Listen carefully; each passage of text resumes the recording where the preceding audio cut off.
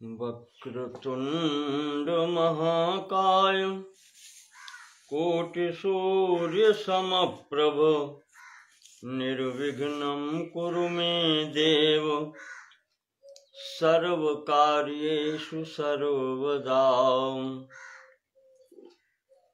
कृष्णाय पूर्णपुरुषाय परात्पराय यज्ञेश्वराय परकारणकारणाय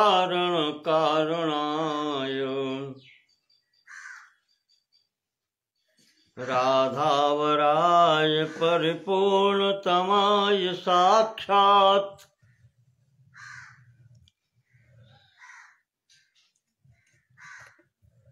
गोलोकधामधिषणाय नमो नमस्ते।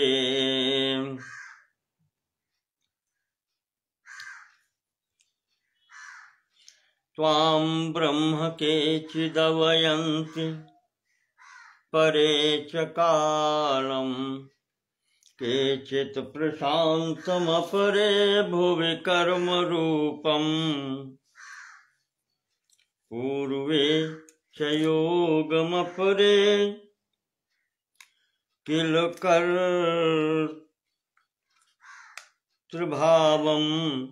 अन्योक्तिभिर्न विदितम्। शरणं गतास्मः कृष्णाय वासुदेवाय हरये परमात्मने प्रणतक्लेशनाशाय गोविन्दाय नमो नमः। नमो ब्रह्मण्य देवाय गोब्राह्मणहिताय च जगद्धिताय कृष्णाय गोविन्दाय नमो नमः। नमस्ते पुंडरीकाक्ष भक्तानामभयप्रद सुब्रह्मण्य नमस्तेस्तु त्राहि मां शरणागतं त्राहि मां शरणागतम्।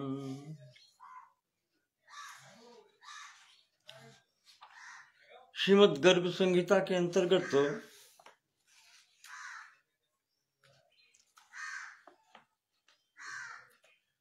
इसके 7वें खंड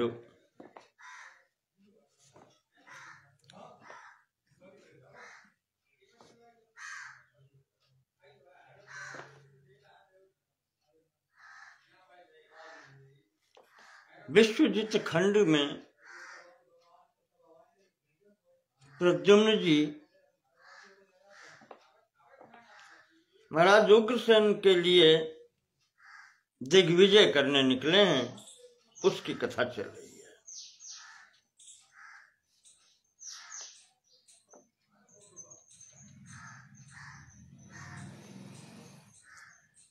प्रद्युम्न जी भद्राश्व वर्ष में,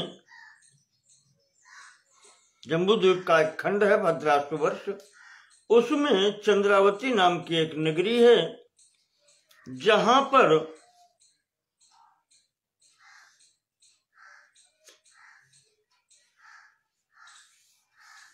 हिरण्याक्ष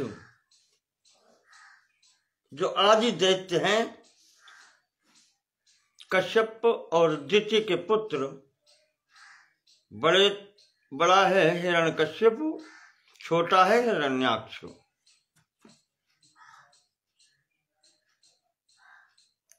तो हिरण्याक्ष के 9 पुत्र थे जिनके नाम थे शकुनि, शंबर, हृष्ट, भूत संतापन, वृक, कालनाभ, महानाभ, हरिश्मश्र और उत्कच।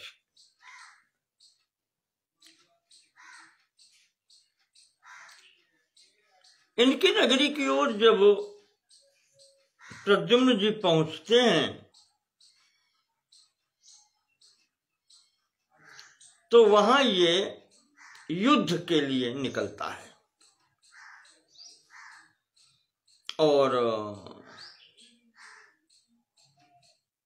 उस युद्ध में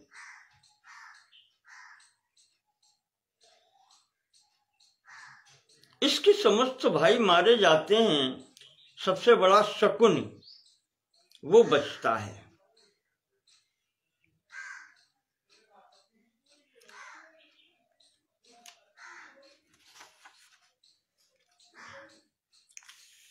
तो इस अंतिम युद्ध में भगवान श्री कृष्ण प्रकट होते हैं उस युद्ध क्षेत्र में।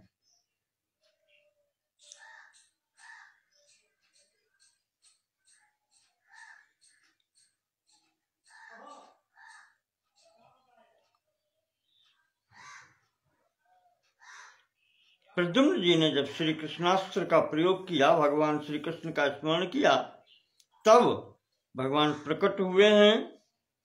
और यहां पर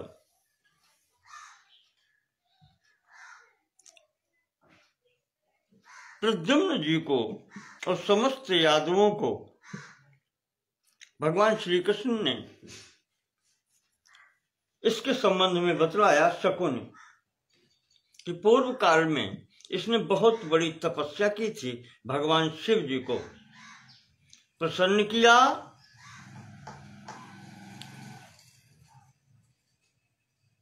वरदान में इसने ये मांगा कि प्रभु मेरा निर्जीव शरीर भी यदि पृथ्वी पर गिरे तो मैं पुनः जीवित हो जाऊं। बस इतना ही मांगता है। मृतः सन भूमि संस्पर्शाद भूयात संजीवितः प्रभु, ये मांग रहा है कि हमारा मृत शरीर यदि भूमि पर गिरे, पृथ्वी का स्पर्श होते ही मैं जीवित हो जाऊं, ये मांगता है।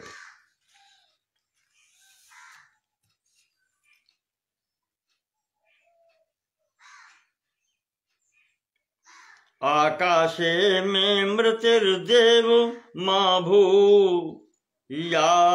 भूयाद घटिका द्वयम्, और मेरी मृत्यु अगर आकाश में हो, अवकाश में, खाली स्थान में, ऊपर पृथ्वी के ऊपर, तो 2 घड़ी तक मेरे प्राण न निकले। आकाशे में मृतिर्देवम देव मां भूयाद घटिका द्वयम्, 2 घड़ी तक, इतनी देर में तो पृथ्वी पर गिर ही जाऊंगा। और जब पृथ्वी पर गिर गया तो जीवन सुनिश्चित है। ये तो पहले ही मांग लिया उसने, पृथ्वी से शरीर स्पर्श हो और मैं जीवित हो जाऊं।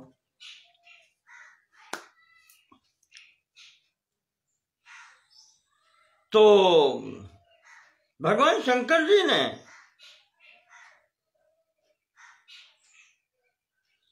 दोनों वरदान दिए और एक उसको तोता दिया पिंजरे में बंद। पंजरस्थम सुखम दत्वा प्राह दैत्यम नताननम, उस दैत्य को जो आगे हाथ जोड़ के खड़ा था उसको वो पिंजरा दे करके भगवान कहने लगे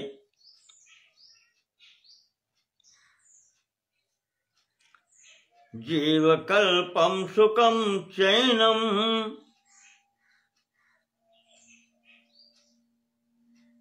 रक्ष दैत्य सदा नग। जीवकल्प सुखम, अपने जीवन के समान इस सुख की रक्षा करना तुम। जीवकल्पम सुखम च एनम रक्ष दैत्य सदा नघ। कि दैत्यराज निष्पाप, इसकी सदैव अपने जीवन के समान इसकी रक्षा करना। अस्मिन् मृते च ज्ञातव्यम निधनं स्वं त्वयासुरम्। जिस दिन ये तोता समाप्त हो गया, अस्मिन् मृते च ज्ञातव्यम, इस तोते के मरते ही तुम जान लेना कि तुम्हारा अंतकाल आ गया है, तुम्हारा भी निधन काल उपस्थित है। ये वरदान देकर के भगवान चले गए, शिव जी चले गए। नारद जी बता रहे हैं कि राजन, भगवान कृष्ण ने ये पुराना इतिहास बतलाया और अपने वाहन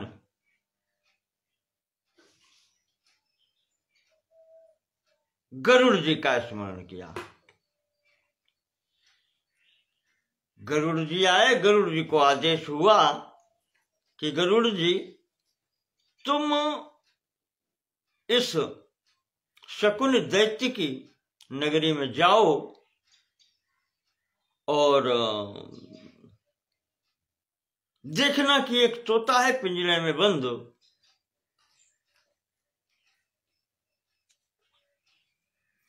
उसे समाप्त करो या लेके आओ। तो गरुड़ जी सूक्ष्म रूप रख के चंदावती नगरी में घूमते हैं।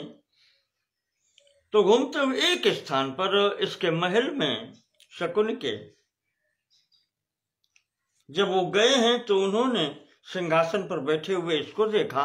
पास में ही इसकी पत्नी बैठी थी, मदालसा नाम था उसका। वो समझा रही थी अपने पति को कि देखो अब तो भगवान स्वयं चल करके युद्ध क्षेत्र में आ गए हैं।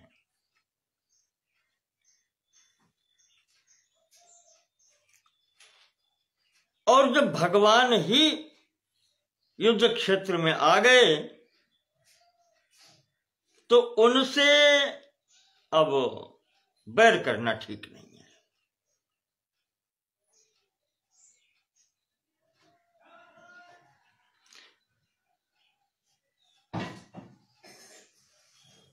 माया ही ओ योद्धुम यदुभी आगतो भगवान हरि।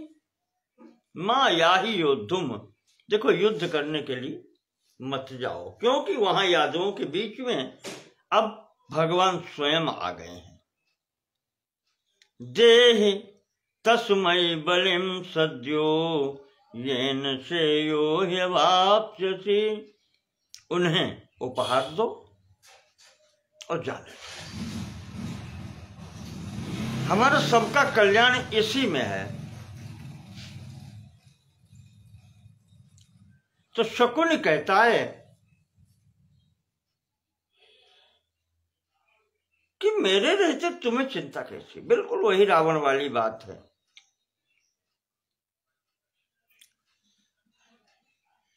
और वो यहां पर बतलाता है कि रानी तुम्हें पता नहीं है, मृत्यु मेरी ऐसे नहीं हो सकती। मृत्यु में नास्ति भूमध्य शिवस्यापि वरेण में। भगवान शिव जी का वरदान मुझे मिला है कि पृथ्वी पर मेरी मृत्यु हो ही नहीं सकती।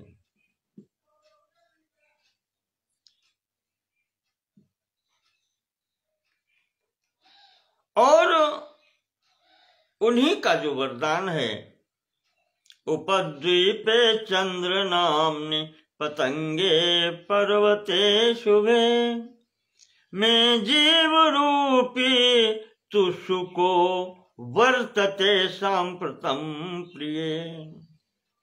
यहां से बहुत दूरी पर चंद्र नामक एक उपद्वीप है।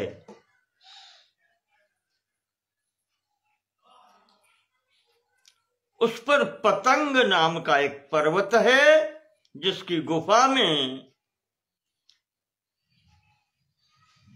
मैं जीव रूपी तुसु को, मेरे जीव स्वरूप, मेरा जीव या मेरी आत्मा तोते के रूप में पिंजरे में वहां सुरक्षित है। वर्तते सांप्रतम प्रिय, वहां सुरक्षित है। और वो भी शंख चूड़ेन सर्पेण रक्षितो हर्निशम सुखः। वो तोता भी सुरक्षित है, किसके द्वारा? रात दिन वहां पर मैंने शंखचूड़ नाग, शंखचूड़ सर्प को उसकी रक्षा के लिए नियुक्त किया है। एतत् कोपि न जानाति, और रानी ये कोई नहीं जानता है। कथम मृत्युश्च में भवेत, बस यही तो होता है। वो कहता है कि कोई नहीं जानता, कोई नहीं जानता के अंतर्गत भगवान भी नहीं जानता क्या? ये यही भूल कर बैठते हैं कि जो मैं करता हूं वो कोई नहीं जानता, या जो मेरे पास है वो किसी के पास नहीं है। यह अभिमान कह लें, अहंकार जो भी है, यही ले डूबता है। नारद जी कहते हैं कि राजन बहुलाश्व, गरुड़ ने ये सब सुना।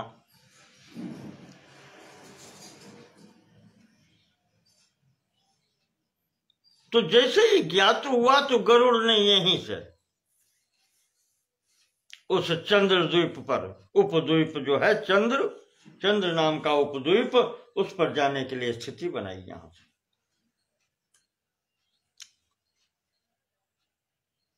चल दिए यहां से। तो बीच बीच में जो भी स्थान आते हैं उनका यहां पर विवरण दिया जाता है। मार्ग में सिंगल द्वीप पर पहुंचते हैं।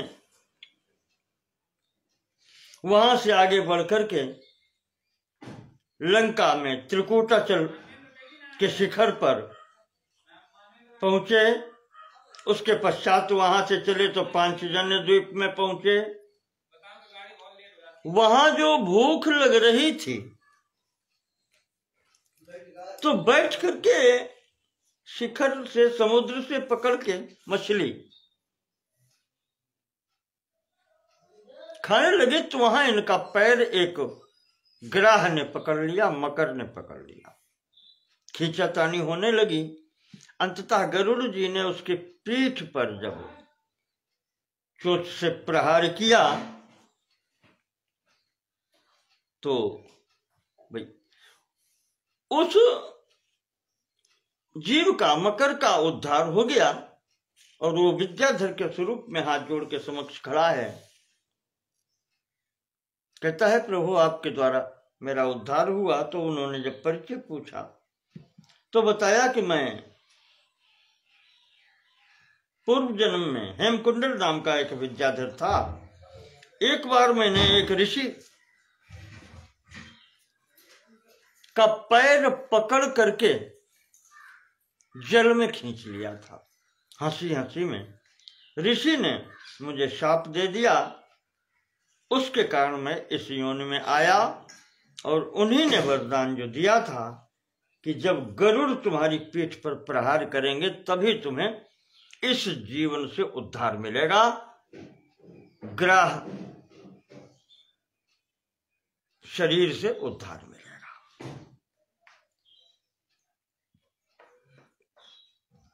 तो इस प्रकार से विद्याधर हेमकुंडल अपने स्थान को गया और गरुड़ आगे चल दिए। आगे मार्ग में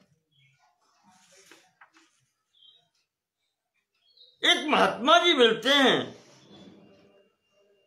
हरिणाख्यम चोपद्वीपम प्राप्तवान वेगतः खगाः। बहुत वेग से यहां से उड़ के चलते हैं।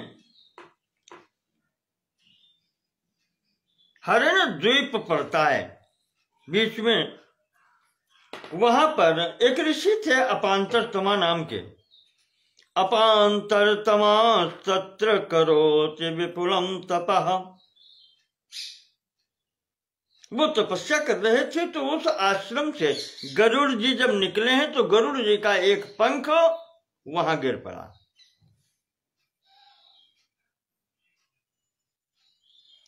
तो इस प्रकार से जब एक पंख उनका वहां गिरा गरुड़ जी का, तो महर्षि ने उनको रोका, गरुड़ जी को, रुको। तो गरुड़ जी रुकते हैं।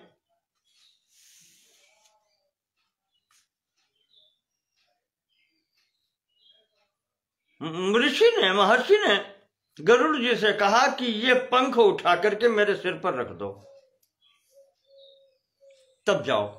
पक्षम निधाय में मूर्धनि गच्छ पक्षिन यथा सुखम।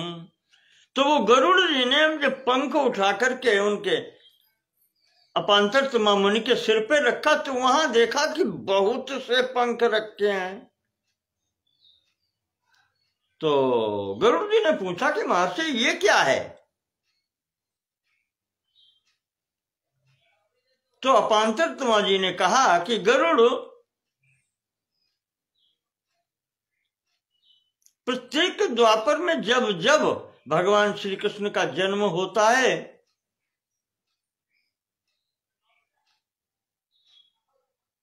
तब तब गरुड़ जी यहां से निकलते हैं। तुम यहां से निकलते हो और तुम्हारा एक पंख यहां गिरता है।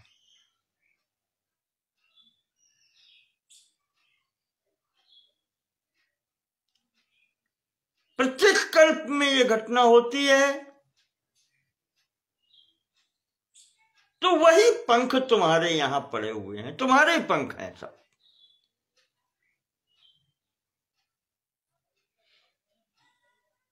ये जो कहा उन्होंने, तो अब गरुड़ जी की आंखें खुली हैं। इतनी बार मेरा जन्म हो चुका, भगवान के इतने अवतार देखे हैं महर्षि ने, कितनी बड़ी आयु है इनकी। ये देख करके आश्चर्यचकित हुए और फिर अपांतरतमा मुनि को प्रणाम करके आगे चले।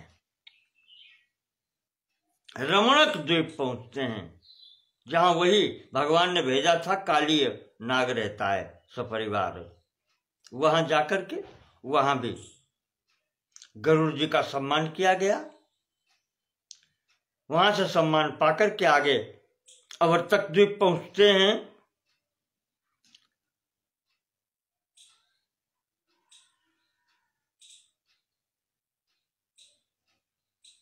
सर्पेभ्योऽपि बलिं नीत्वा द्वीपम आवर्तकम गतः।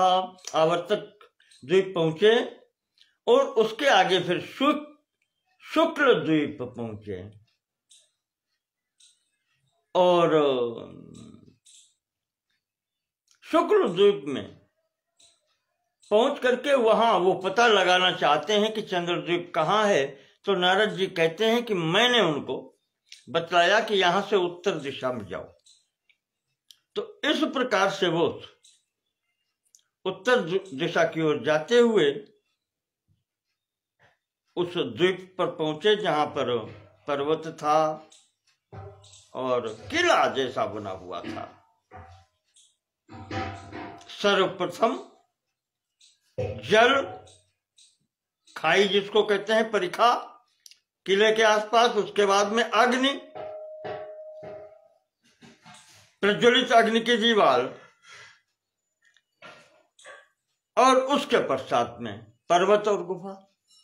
तो गरुड़ जी ने प्रथम परिखा से जल लेकर के अग्नि को बुझाया, दोनों समाप्त किए अवरोध। तब गुफा के द्वार पर पहुंचे और वहां पर कहते हैं कि लाखों दैत्य उपस्थित थे वहां पर सुरक्षा के लिए। दरी मुखे शयाना, ये दरी मुखे उस गुफा के द्वार पर ये सो रहे थे। दरी मुखा शयाना ये दैत्या लक्षम समुत्थिता, 1,00,000 दैत्यों की सेना थी, ये उठ के खड़ी हो गई। तई सार्धम समभूज युद्धम तार्क्ष्य घटिका द्वयम्, उनके साथ में 2 घड़ी तक तार्क्ष्य गरुड़ जी का युद्ध हुआ उनका। जब ये सब समाप्त हो गए तब गरुड़ जी गुफा में घुसते हैं और वहां पर शंखचूड़ नाम का जो सर्प था, उसने जैसे ही गरुड़ जी को देखा वो पिंजड़ा और तोता फेंक करके भागा वहां से। शुकम जले पंजरस्थम शीघ्रम त्यक्त्वा पलायितः, वो वहां से निकल करके पिंजरे तोता सहित उसने जल में फेंका और वो भाग लिया। तो जैसे उसने फेंका है तो गरुड़ जी ने वो पिंजरा तोते के सहित उठा लिया और लेकर के चल दिए तो युद्ध क्षेत्र के लिए भगवान कृष्ण के पास। तो शुकोनी तो बजताम अंबरे नृप, चारों तरफ कोलाहल हो गया कि तोता गया, तोता ले गए गरुड़ जी। ये शब्द तत्शब्दो दिक्षु सैन्यानाम, सभी दिशाओं में जो राक्षसों की सेनाएं थीं, असुरों की सेनाएं थीं, उनमें भी ये शब्द हो गया। दिवि भूमौ सर्वतोपि ब्रह्मांडे प्रपूरिता, स्वर्ग से लेकर के भूमि पर ब्रह्मांड में ये हो गया कि शकुन के जीव रूप सुख को गरुड़ जी हरण कर ले गए। अब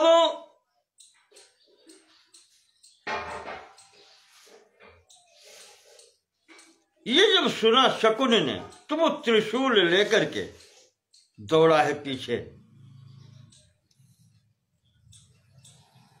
गरुड़ जी के। बार बार उसने त्रिशूल से प्रहार किया है।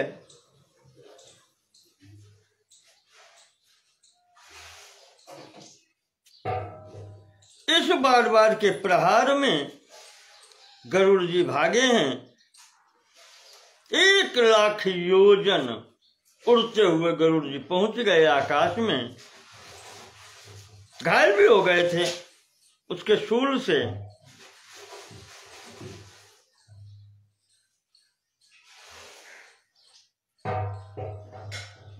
ऐसी स्थिति में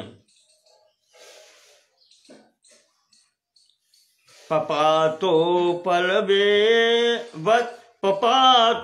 पलवद वेगात सुमेरोर गिरिमूर्धनि। कहते हैं कि गरुड़ जी स्वयं सुमेरु पर्वत के ऊपर गिरे।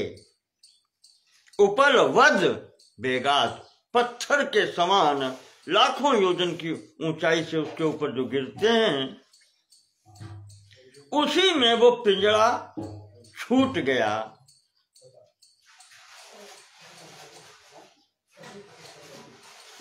तच्छूल तारितस्तार्क्ष्यो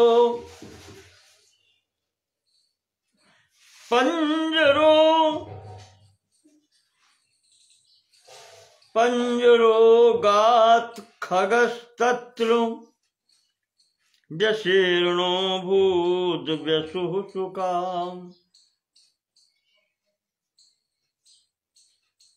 पंजरोगात, पिंजड़े में जो बंद वो सुख था वो भी गिरा पिंजड़े के सहित। तो पिंजड़ा और सब सुख सहित, तोता सहित सब चूर चूर हो गया, समाप्त हो गया।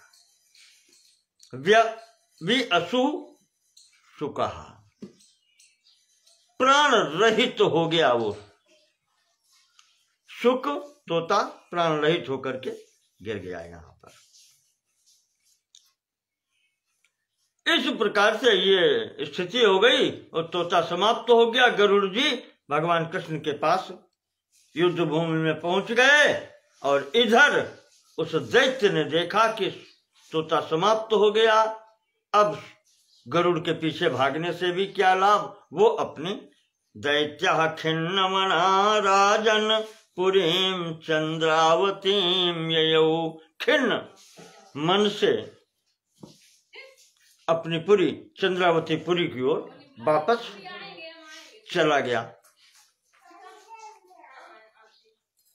नारद जी कहते हैं दैत्यांशेषां समानीय, अब इसने अगले दिन संपूर्ण जो बची हुई सेना थी दैत्यों की उसको सबको इकट्ठा किया। इकट्ठा करके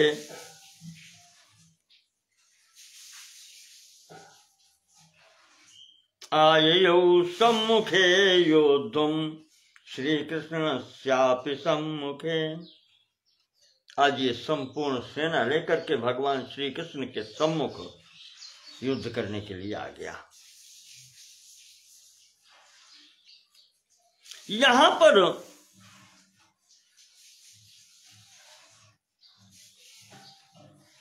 दोनों वीर भगवान खड़े हैं समक्ष और ये शकुनी। पिंजरा और तोता समाप्त हो गया पर भगवान शिव का वरदान तो है। भीषण युद्ध यहां पर हुआ है। अंततः भगवान ने अपने सारंग धनुष पर एक बाण चढ़ा करके इस शकुनी का मस्तक काट लिया, सिर काट दिया। जैसे ही शरीर भूमि पर गिरता है वो पुनर्जीवित होकर के खड़ा हो जाता है। और नारद जी कहते हैं कि वो अपना कटा हुआ सिर स्वयं उठा करके गर्दन पर रख लेता है, वो जुड़ जाता है, फिर वो युद्ध करने लगता है। एक क्षण में जैसे ही पृथ्वी पर गिरता है शरीर, वो उठ के जीवित होकर के खड़ा हो गया।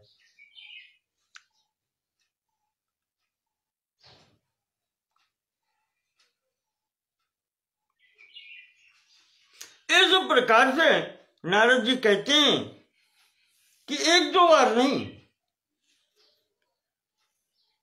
भगवान ने 7 बार सिर काटा है उसका, और वो 7 बार जी उठता है और स्वयं अपना सिर उठा करके रख लेता है, जुड़ जाता है, फिर वो युद्ध करने लगता है। ये जब हुआ तो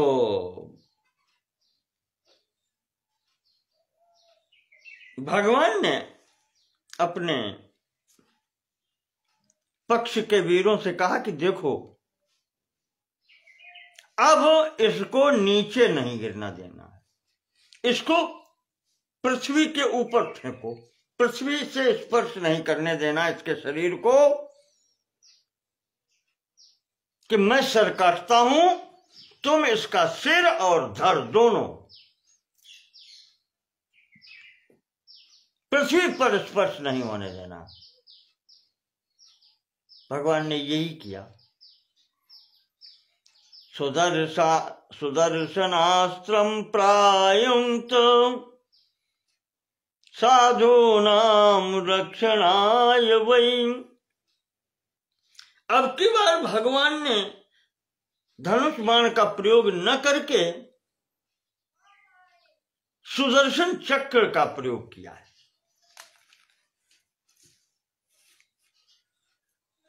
सुदर्शन चक्र का भगवान ने प्रयोग किया, इसका सिर काटा, और जैसे ही इसका सिर कटा वैसे ही भगवान ने इसका शरीर भी ऊपर को आकाश में फेंका और यादव वीरों को इस संकेत किया कि इसको नीचे नहीं आने देना है। तो अब यहां पर यादव वीर इसको बाणों से ऊपर ही ऊपर भेज रहे हैं। वरदान इसको था 2 घड़ी तक। इसने मांगा था भगवान शिव से कि आकाश में मेरी मृत्यु भी प्राण 2 घड़ी तक रहें, छूटे नहीं, इतनी देर में तो नीचे आ जाऊंगा, ये इसने सोच रखा था। पर यहां स्थिति ये बनी कि यादव वीरों ने भगवान के कहने पर, कृष्ण के कहने पर 2 घड़ी तक नहीं 2 पहर तक इसका सिर धड़ नीचे गिरने ही नहीं दिया।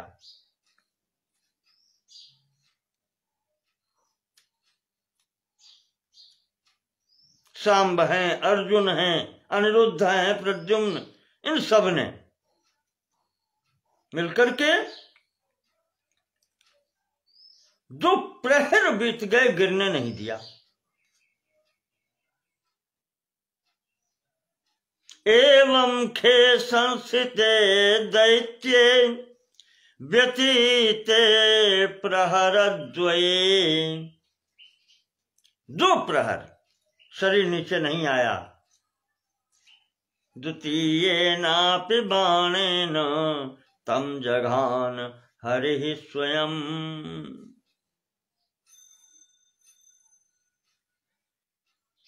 उसके बाद भी फिर भगवान ने दूसरा बाण मारा और सबाणः तम भ्रामयित्वा दिक्षु वै कोटियोजनम समुद्रे पातयामास वातः पद्ममिव प्रभु। ऐसे उस शरीर को घुमाया है जैसे हवा के झोंके में कमल का फूल घूमता है, झूमता है, ऐसे वो झूमता हुआ शरीर भगवान ने समुद्र के जल में फेंक दिया। पृथ्वी पर डाला ही नहीं, अंततः भी समुद्र के जल में गिरा दिया। अब जब दोपहर हो गई, 2 घड़ी की बात थी, यहां तो 15 घड़ी बीत गई। तो उसका जीव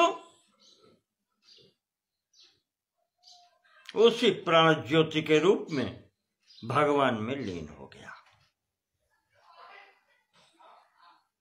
ये देख करके चारों ओर जय जयकार होने लगी। सब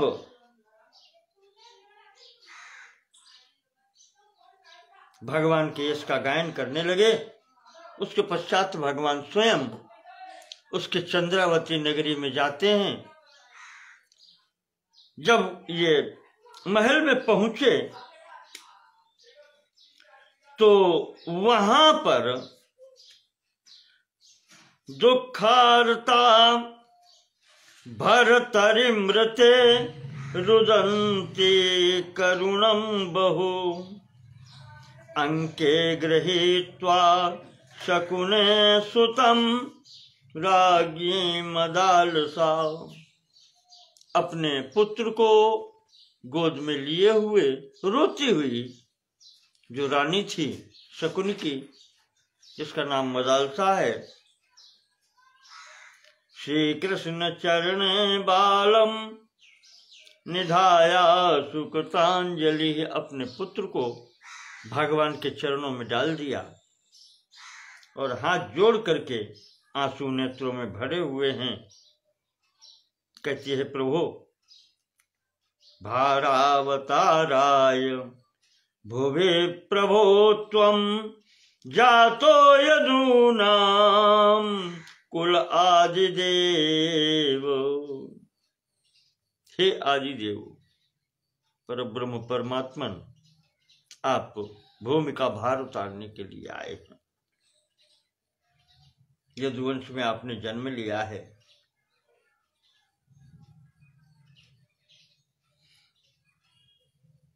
ग्रसिष्यसे यानि भवं निधाय गुणैर्न लिप्तोऽसि नमामि तोभ्यम्। आप इस सृष्टि को बनाते हैं, उत्पन्न करते हैं, फिर भी जो प्रकृति के गुण हैं, प्रकृति का आश्रय लेकर के ये सब आप कार्य करते हैं, पर प्रकृति के गुणों से आप लिप्त नहीं होते, आप उन सबसे अलग भी रहते हैं।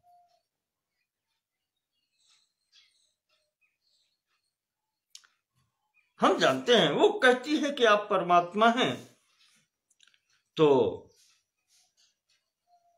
मदात्मजं पालय भीत भीतम, प्रभु ये पुत्र है मेरा, इसकी रक्षा आप करें।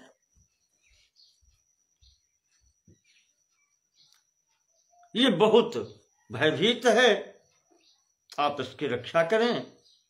अमुष्यहस्तम कुरु शीर्षनि देव, आप अपना रक्षा हस्त इसके सिर पर रखें, आप इसके रक्षक बने। अब इसके संरक्षक आप हैं। भर्त्राकृतम में किलते पराधम, ठीक है, मेरे पति ने आपका अपराध किया, सही है, बिल्कुल निश्चित है। भर्त्राकृतम में किलते पराधम क्षमस्व देवेश जगन निवास। आप तो संसार के रक्षक हैं प्रभु, हमारी रक्षा करें। पति ने अपराध किया, उसको दंड मिल गया। नारद जी कहते हैं कि इस प्रकार से उस रानी ने जब प्रार्थना की भगवान की, तो भगवान ने उसके पुत्र को उसके सिंहासन पर बिठा करके उसका राज तिलक कर दिया, चंद्रावती नगरी का राज्य उस बालक को दे दिया और 1 कल्प की आयु प्रदान की। ज्ञान, भक्ति, ज्ञान, वैराग्य सब कुछ दिया उसको। अपनी माला गले से निकाल करके उस शकुनी पुत्र के गले में डाल दी, बेटा तुझे कोई भय नहीं होगा। इस प्रकार से आशीर्वाद दिया। यहाँ पर जो देवताओं की सामग्री थी, उच्च श्रवा घोड़ा है, कामधेनु है, कल्प वृक्ष है, जो शकुनी स्वर्गलोक से उठा के लाया था, वो सब भगवान ने देवताओं को दिया।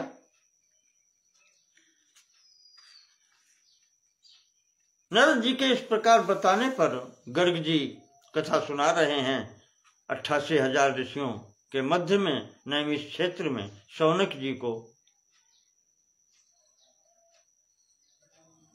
तो शौनक जी बताते, गर्ग जी बता रहे हैं कि शौनक जी, नारद जी ने इस प्रकार से कथा सुनाई, तो राजा बहुलाश्व प्रश्न करता है कि महाराज ये शकुनी भी इस स्तर में हो गया था कि इसकी प्राण ज्योति भगवान में समाहित हो गई, ये कौन है, ये यहाँ कैसे आया?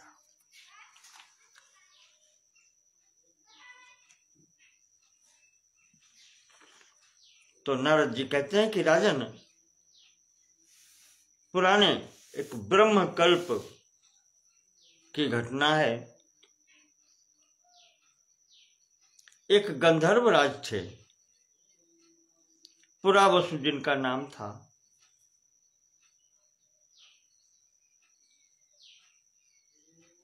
ब्रह्म कल्पे पुरा राजन गंधर्वेशः पुरावसु, या परावसु, जो भी समझो आपको यहाँ पर, तो पुरावसु प्रिंट है। तो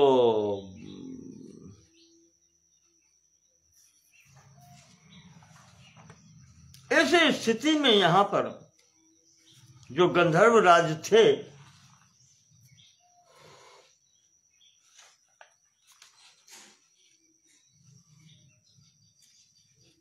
उनके 9 पुत्र थे।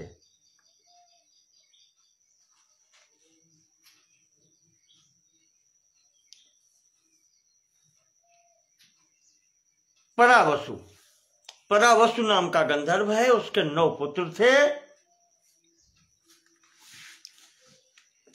जिनके नाम हैं मंदार, मंदर, मंद, मंदहास, महाबल, सुदेव, सुधन, सौध और श्रीभान।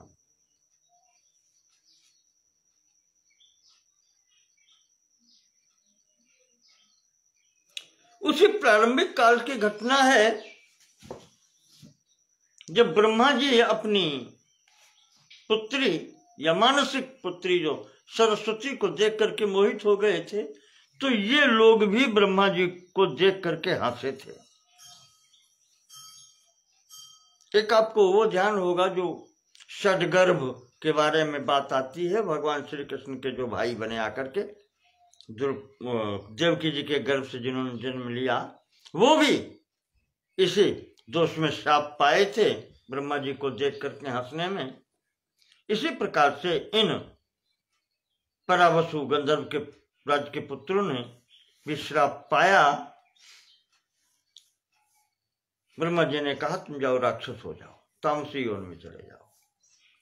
तो इस कारण से ये हिरण्याक्ष के पुत्र हुए, जहां पर इनके नाम हुए शकुनि, शंबर, हृष्ट, भूत संतापन, व्रत, कारणाभ, महानाभ, हरिश्मश्रु और उत्कच।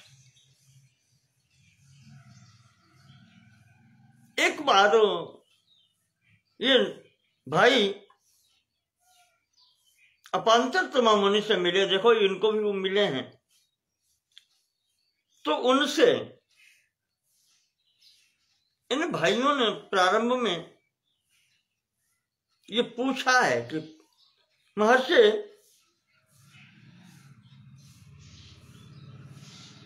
मेरी ऐसी स्थिति थी और शापवश हम इस योनि में आ गए, तो हमारे उद्धार का उपाय बताएं आप।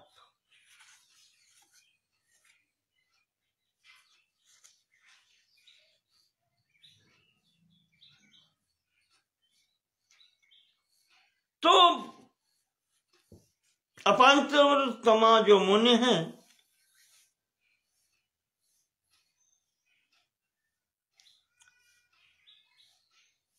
वो कहते हैं कि देखो मोक्ष या मुक्ति देने वाले तो भगवान हैं, वो देते हैं तभी मिलती है। तो अब ये भाई शकुन कहता है कि महाराज हम तो भक्ति कभी की नहीं, कैसे होगा, और तामसी शरीर भी मिल गया अब तो असुरों का, दैत्यों का, कुसंग भी यहां है, तो अब हमारी मुक्ति कैसे हो सकती।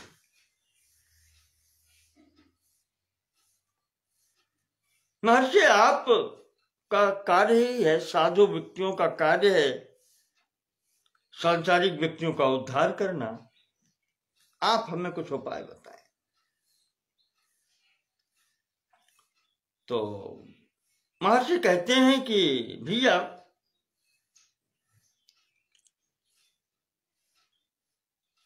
भगवान से मिलना है तो उनका चिंतन होना चाहिए, उनसे संबंध बनाओ, चाहे जो संबंध बने।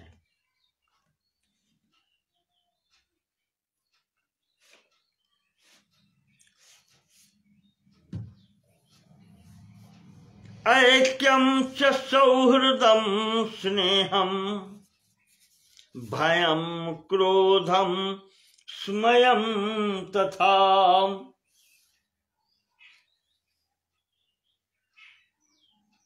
भगवान से संबंध बनाने की स्थिति होनी चाहिए।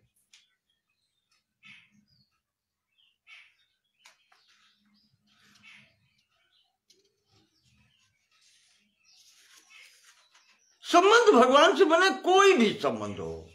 ऐक्यम भगवान से एकता, सौहृदम सुहृदता, स्नेहम प्रेम,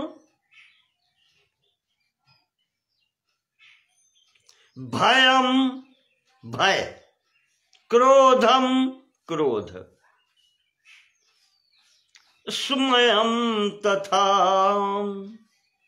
इसमें घमंड गर्व, काम क्रोध अभिमान जो भी दिखाना है भगवान को दिखाओ, कहने का तात्पर्य यह है। जो कुछ भी करना है वो भगवान के प्रति करो। विधाय पूर्वम सततम श्री कृष्णे लीनताम गता। जाने कितने लोग इस संबंध बना करके और भगवान में लीन हुए, मोक्ष प्राप्त किए। सप्तम स्कंद श्रीमद् भागवत के जिस समय शिशुपाल को भगवान ने दंड दिया,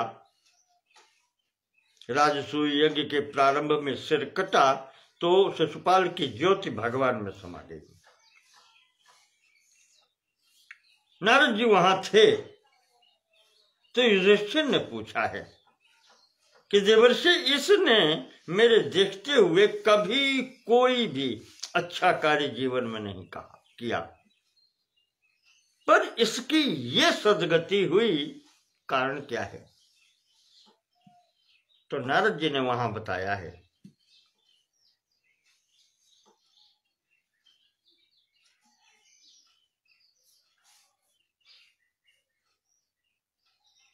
काम द्वेषाद भयात स्नेहाद यथा भक्त्येश्वरे मन। चाहे जैसे भक्ति हो,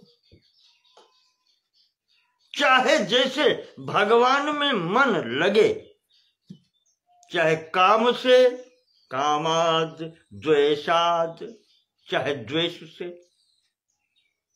शत्रुता हो जाए, भयात चाहे भय से, स्नेहात चाहे प्रेम से, चित्त भगवान में लगना चाहिए। योगः चित्त वृत्ति निरोधा, चित्त की सांसारिक वृत्तियों का निरोध करके उसे एकाग्र करके भगवत चरणारविंदों में लगाना, यही योग है। योग एक साधन है चित्त की वृत्तियां रोक करके चारों तरफ से एकाग्र करके भगवत चरणारविंदों में लगा देना।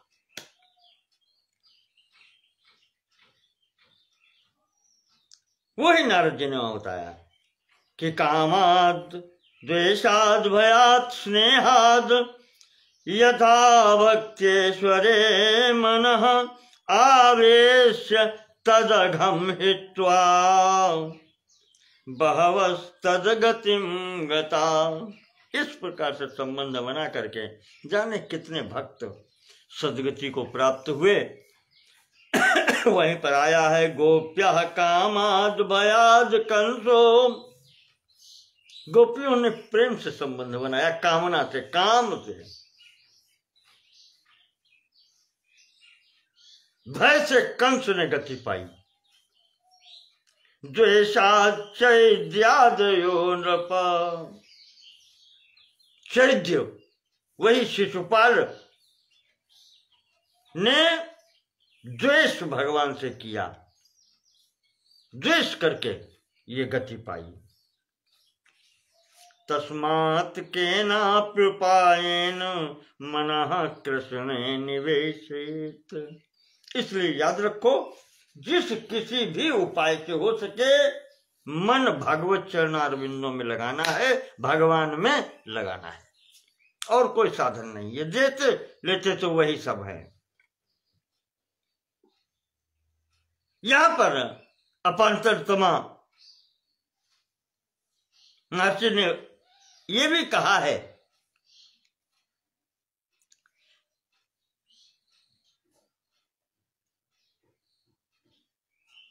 कायाधवः सौहृदाच्च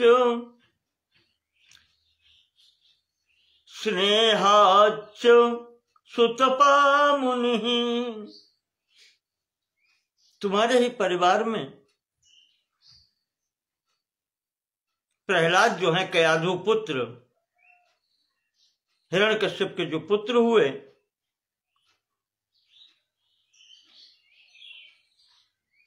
वो सुहृदता से संबंध उन्होंने भगवान से बनाया। भगवान ने उनकी हर प्रकार से रक्षा की, उन्होंने अपनी गति पाई।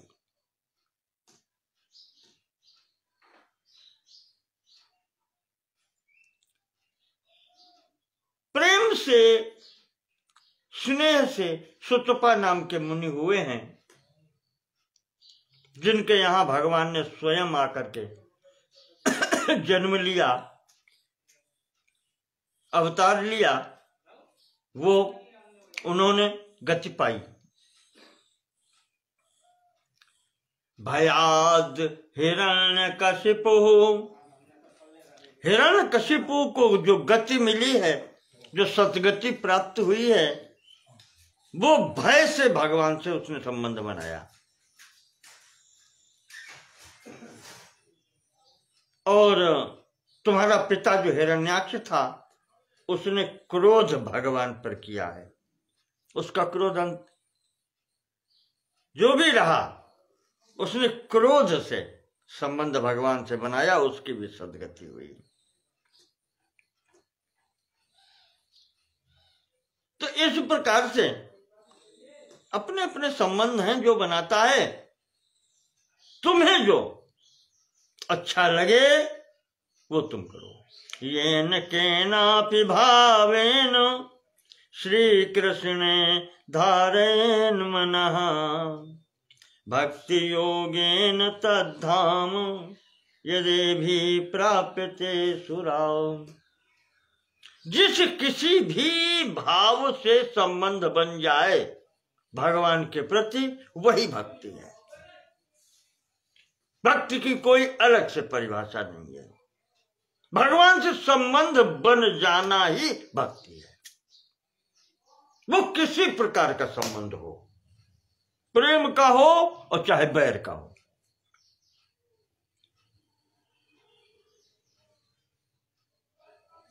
और भक्ति से ही, निश्चल भक्ति, उससे ही फिर भगवत धाम की प्राप्ति होती है। तो ये जब महर्षि ने अपांतरतमा ने बत कहा, तो नारद जी कहते हैं कि वो शकुनि कह रहा है,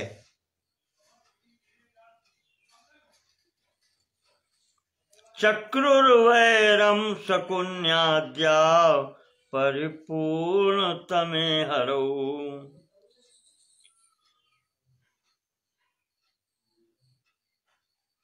इत्युक्त्वान्तर्हिते राजन् अपांतरतमे मुनौ।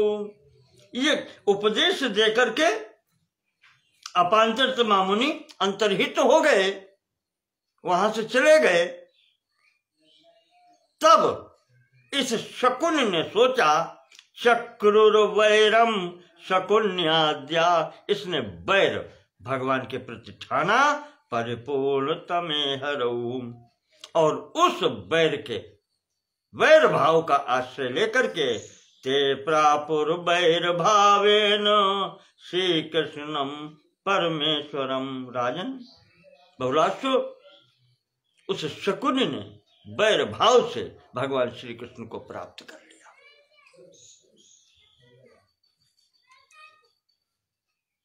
इस प्रकार से नारद जी कह रहे हैं,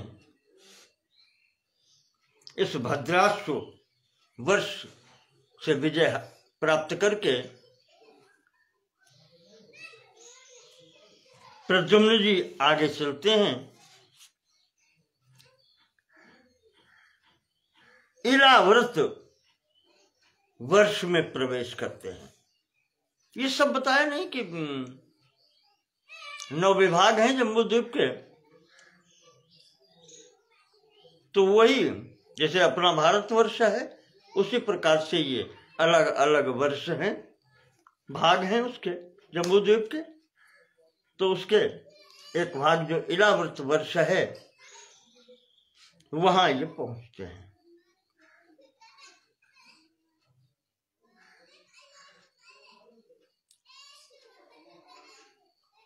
नारद जी कह रहे हैं कि यहां पर ये स्थान वो स्थान है जहां स्वयंभू मनु ने तपस्या की थी, तपस्थली है उनकी। यहां पर सिद्धियां निवास करती हैं।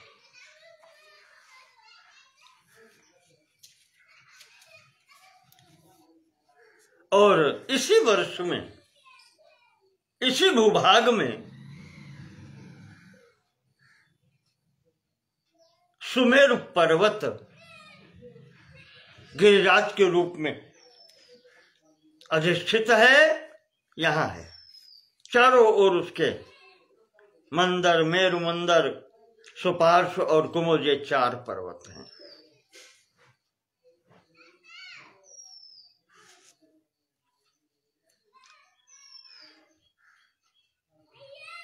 और यहीं पर जो वो मुख्य वृक्ष कहा जाता है, जिसके नाम से इस संपूर्ण भूभाग का नाम जम्बूद्वीप है, वहां पर वो जम्बू वृक्ष है, अरुणोदा नदी है, ये सब बताया गया है। यहां पहुंच करके इसी भूभाग पर सुमेरु पर्वत की उपत्यका में देवलोग निवास करते हैं। भगवान साथ में हैं, आज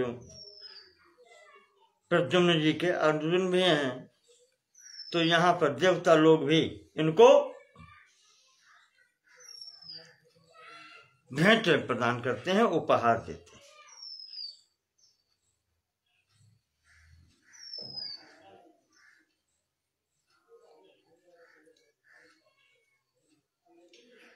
तो इस प्रकार से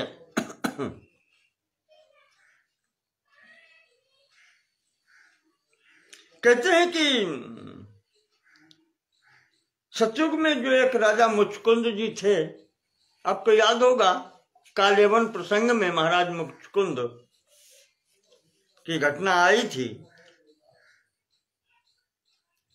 उनकी एक पुत्री थी,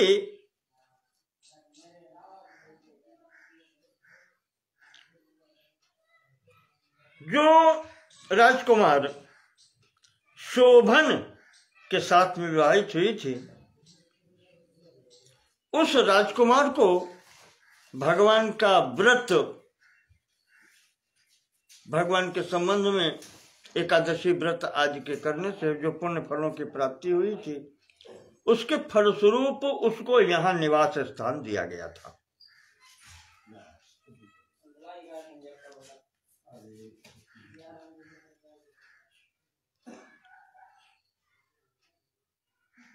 तो वो भी अपनी रानी के साथ में, चंद्रभागा नाम था उसका, आता है, भगवान की परिक्रमा करता है, पूजन करके भेंट इत्यादि देता है, और दे करके वहां से अपने स्थान को जाता है। इसके जाने के पश्चात नारद जी बतलाते हैं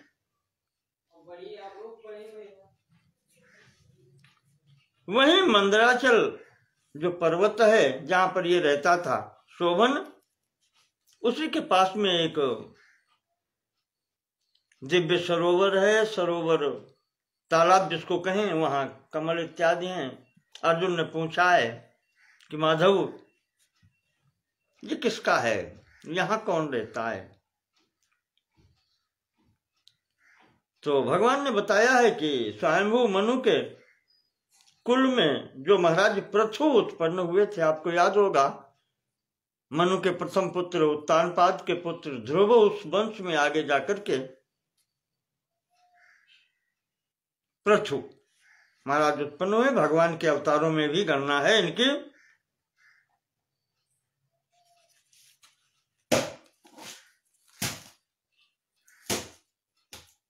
तो इस प्रकार से जब इनकी गणना अवतारों में है, तो उन्होंने यहां पर तपस्या की थी।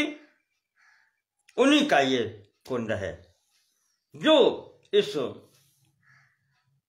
सरोवर का, इस कुंड का जल पान करता है अथवा इसमें स्नान करता है, उसके संपूर्ण पाप नष्ट हो जाते हैं, उसे मेरे लोक की प्राप्ति होती है, बताया। इसके पश्चात आगे बढ़कर के जहां पर तपोभूमि है, जहां तपस्या स्थली है, वहां भगवान आगे चलते हैं तो वहां पर सिद्धियां, रिद्धि सिद्धि सब शरीर धारण करके रहती हैं, उनके दर्शन होते हैं। भगवान ने उद्धव जी को बताया कि यही स्थली है जहां पर स्वयंभू मनु ने तपस्या की थी। जो भी व्यक्ति यहां तपस्या करता है वो देव स्वरूप हो जाता है।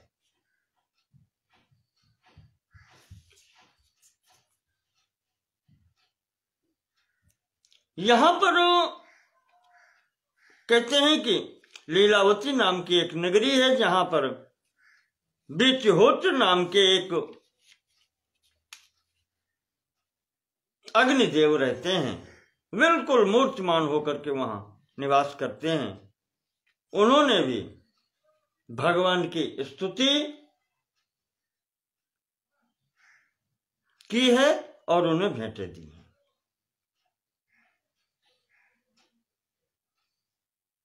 इसके पश्चात भगवान आगे बढ़ते हैं, एक स्थान पड़ता है, यहीं पर वेद नगर कहा जाता है।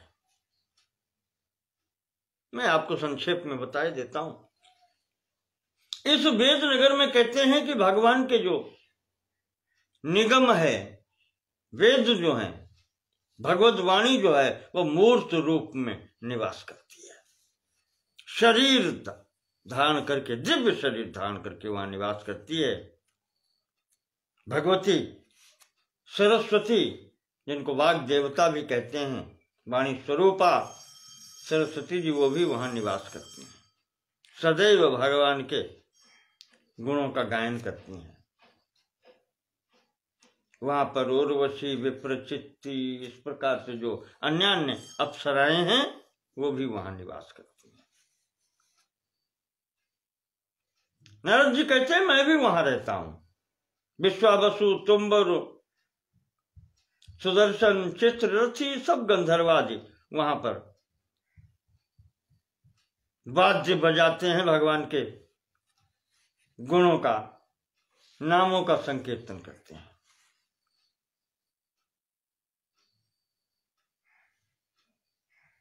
वहां पर राग रागिनियां ये संपूर्ण अपने वैभव के साथ में निवास करती हैं, शरीर धारण करके। भगवान की स्तुतियां वहां पर 18 प्रकार के स्वरों में गाई जाती हैं। जो स्वर हैं गायन के, उनके जो भेद हैं, 3 3 और 2 ऐसे करके बताए गए हैं।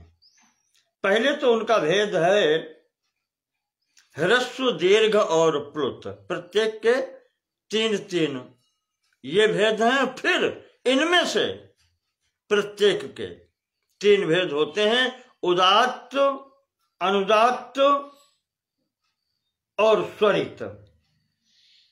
तो 3 या 9, और फिर इन 9 के 2 भेद होते हैं, सानुनासिक और निरानुनासिक। नासिका का प्रयोग कहाँ और नहीं, 2 प्रकार से ये भेद हो जाते हैं। तो 9 दूने 18 प्रकार से भगवान की स्तुतियां ये सब गाई जाती है। यहीं पर नारद जी बता रहे हैं 7 स्वर, षडज, ऋषभ, गंधार, मध्यम, पंचम, धैवत, निषाद, ये सब मूर्तिमान होकर के निवास करते हैं। 7 स्वर, 8 ताल, 3 ग्राम, राग रागिनी। रागों के भी नाम बताए हैं। 6 राग हैं, भैरव, मेघ मल्हार, दीपक, मालकोश, श्री राग और हिंडोल। और इनकी 5 पत्नियां हैं और इनके 8 पुत्र हैं। ये यहां पर रहते हैं। जैसे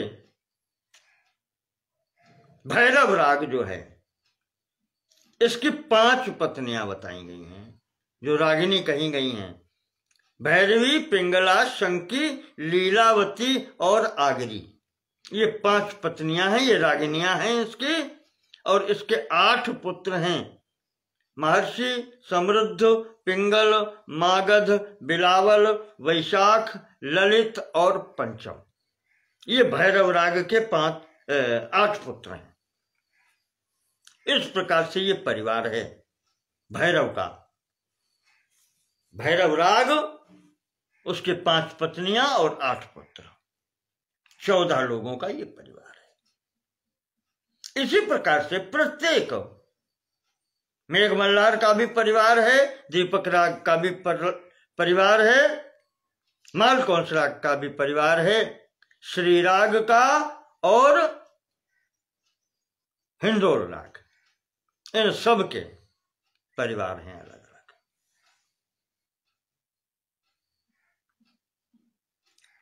तो ये सब जो बताए, बहुलास तो पूछता है कि प्रभु ये तो गायन में प्रयोग होने वाले हैं, आप कहते हैं स्वरूप रख के रहते हैं, तो इनका स्वरूप क्या है? तब नारद जी कहते हैं कि देखो राजन, वेद तो स्वयं ही भगवत स्वरूप है।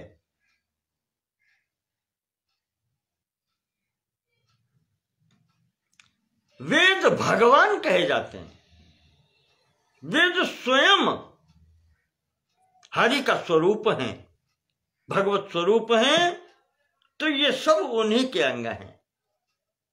कहते हैं भगवान का मुख व्याकरण है, वेद स्वरूप भगवान जो है उनका मुख व्याकरण है। छंद शास्त्र उनके पैर हैं, मीमांसा शास्त्र उनके हाथ हैं, कर्मकांड जिसको कहते हैं। ज्योतिष शास्त्र उन वेद भगवान के नेत्र हैं। आयुर्वेद पीठ है, धनुर्वेद वक्षस्थल है, गंधर्व वेद उनकी ये रसना जीवा है, वैशेषिक शास्त्र जो है उसका भगवान का मन है, सांख्य शास्त्र बुद्धि है, न्याय शास्त्र अहंकार है, और वेदांत शास्त्र जो है ब्रह्म ज्ञान, ये हृदय है, चित्त है। और ये जो राग रूपी शास्त्र हैं, ये उसकी विहार स्थली है, यहां वो विहार करता है। ये सब राजन उसी का शरीर है और उसी का है। इस प्रकार से संक्षेप से नारद जी ने ये परिचय दिया भगवान का, वेद भगवान का। और आगे फिर बहुलासु जी पूछ रहे हैं कि यहां आकर के भगवान ने फिर क्या कहा, किया क्या यहां इस नगरी में आकर के, जिसको वेद नगरी कहा गया है। तो यहां नारद जी बताते हैं जब भगवान आए हैं तो वो नगरी को देख करके सब हाथ जोड़ के समक्ष खड़े हैं। तो भगवान ने कहा कि हम आपसे लोगों से प्रसन्न हैं, वरदान मांगो, क्या चाहिए तुमको। तो इन समस्त लोगों ने वेद भगवान और ये जितने उनके अंग हैं, अंग प्रत्यंग, जो व्याकरण, छंद, ज्योतिष, मीमांसा, ये सब जितने भी हैं, इन सब के राग रागिनी इत्यादि, वेद भगवान ने कहा प्रभु दर्शन अपने कराइए, जिसके लिए ऋषि मुनि ध्यान करते हैं। गोलोक में आप जिस स्वरूप में रहते हैं उस स्वरूप के आप दर्शन कराएं प्रभु। परिपूर्ण तमः साक्षात श्री कृष्ण भगवान स्वयं, उस स्वरूप के दर्शन कराएं। तो भगवान ने यहां पर अपने उस परिपूर्णतम स्वरूप के दर्शन कराए। और यहां पर ये समस्त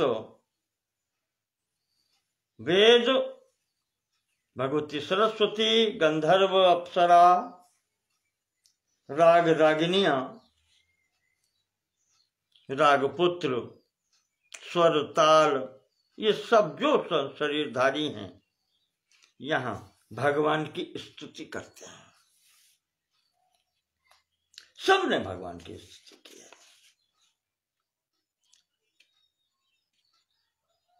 नारद जी कहते हैं कि इस प्रकार से जब स्तुति की है, भगवान प्रसन्न हुए। भगवान ने अपने फिर चतुर्भुजी स्वरूप, विष्णु स्वरूप के भी दर्शन यहां कराए।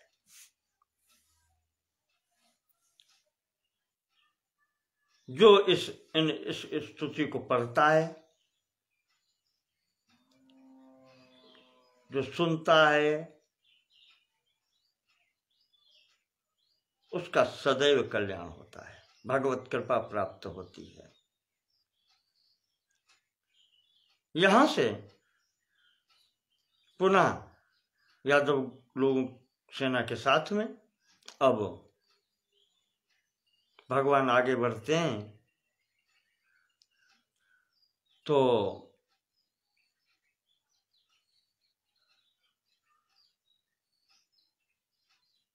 द्वारकापुरी की ओर भगवान चल दिए।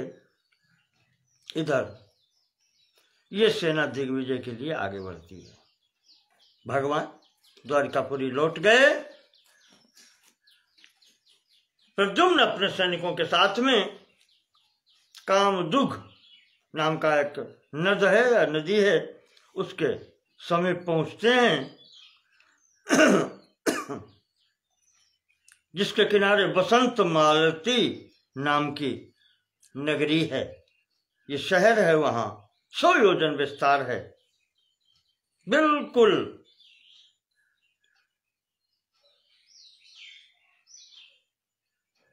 जैसे नागों की भोगावती नाम की नगरी है,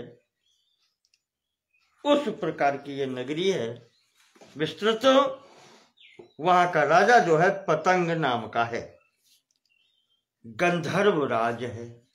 गंधर्वों का राजा यहां पर राज्य करता है।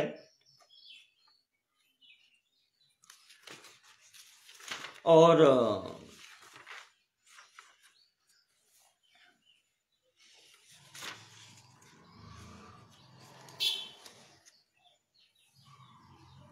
बहुत सुंदर स्थान है यहां पर।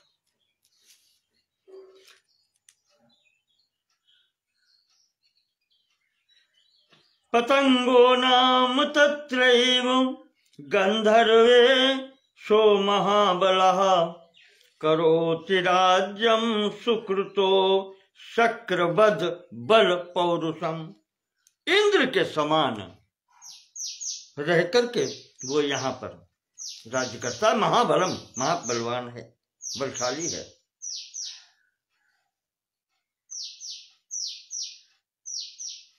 इसने जब देखा कि प्रद्युम्न आए हैं दिग्विजय के लिए, तो ये गंधर्व सेना लेकर के युद्ध करने का मन बना करके सामने आ गया।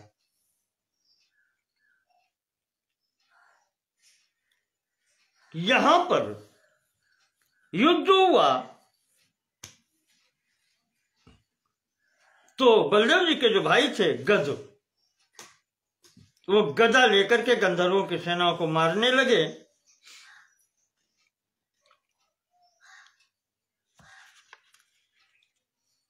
थोड़ी ही देर में ये सेना भागने लगी। तो जब ये स्थिति, गंधर्व लोग यहां से भागे हैं, एवं युद्धे गज कृते गंधर्वाणाम पलायताम। गंधर्व जब यहां से भागने लगे तो गंधर्वेशः तदा प्राप्तो हस्त लक्ष्य बलान्वितः। 1 लाख हाथियों का बल है इसके पास। वो गंधर्व यहाँ पर आता है। इसने गदा का प्रहार गज के ऊपर किया, गज ने भी इसके ऊपर गदा मारी है। तो इस प्रकार से कहते हैं कि गदाओं का भी आपस में टकरार से दोनों गदाएं चूर्ण हो गईं। तो पुनः दूसरी गदा उठाई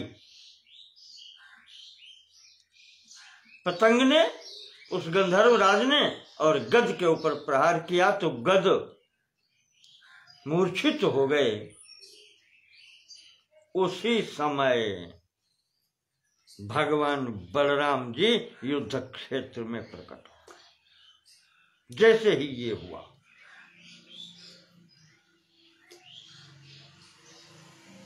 आविर्बभूव सहसा भगवान भक्त वत्सलः तस्मिन् तेजसि गौरांगो बलदेवो महाबलः। आविर्बभूव सहसा भगवान भक्त वत्सलः, गौरांग महाप्रभु बलराम जी युद्ध क्षेत्र में प्रकट हो गए।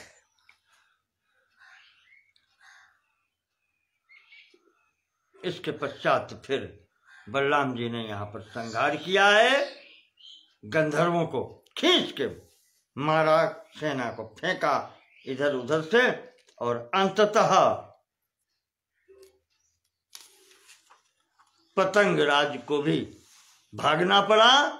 भगवान ने अपना हल लगा करके उसकी जो नगरी थी पतंगपुरी, या ये वसंत मालती नाम की नगरी थी, इसको हल लगा करके खींचा उलट देने के लिए। तब आकर के ये चरणों में गिरा आकर के इसने पैर पकड़े बलराम जी के, और तब जाकर के इसने यहाँ पर उपहार और भेंटें दी हैं।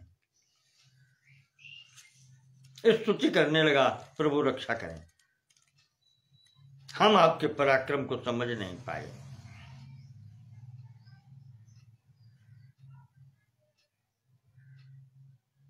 राम राम महावीर्यो न जाने तब विक्रमम। हे महावीर बलराम जी, हम आपका पराक्रम जान नहीं पाए।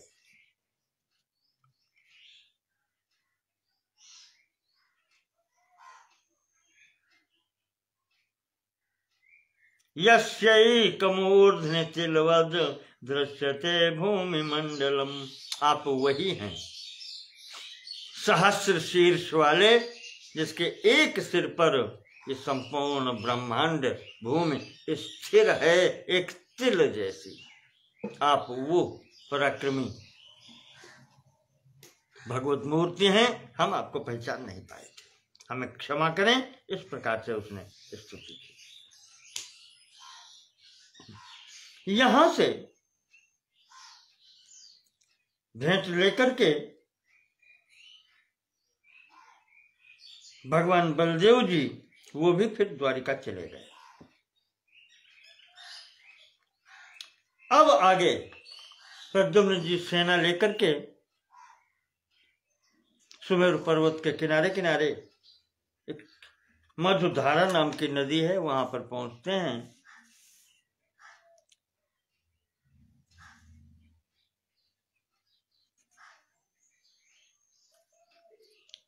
यहां पर दानवों से भयभीत होकर के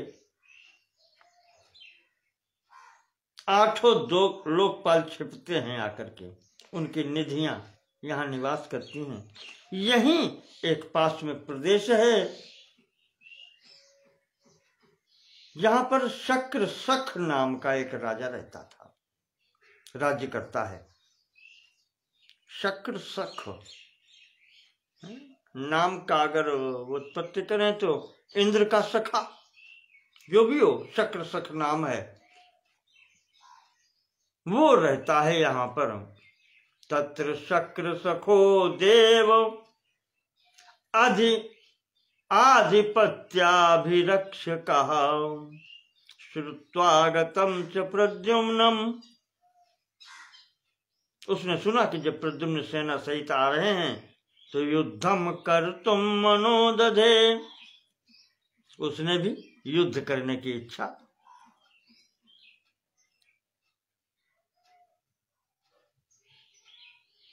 की। जब इच्छा की उसने, तो प्रद्युम्न जी ने उद्धव जी को दूत बना करके भेजा वहां पर। उद्धव जी ने कहा जाकर के कि ये उचित नहीं है, महाराज उग्रसेन के लिए भगवान श्री कृष्ण के पुत्र प्रद्युम्न जी दिग्विजय कर रहे हैं। इसके पश्चात उन्होंने राजसूय यज्ञ करना है, तो सब स्थानों से जीतते हुए आज इस इलाव्रत खंड के अंतर्गत आए हैं, तो अच्छा ही रहेगा कि आप भी उपहार दे दें। युद्ध करना अच्छा नहीं होता। तो वो कहता है कि शक्र सख मेरा नाम है, देवता भी मेरा सम्मान करते हैं, और मैं एक मनुष्य को बलि प्रदान करूं, भेंट प्रदान करूं, उपहार दूं। अभी इतना कहना चाहिए कि दीनहीन मैं नहीं हो गया।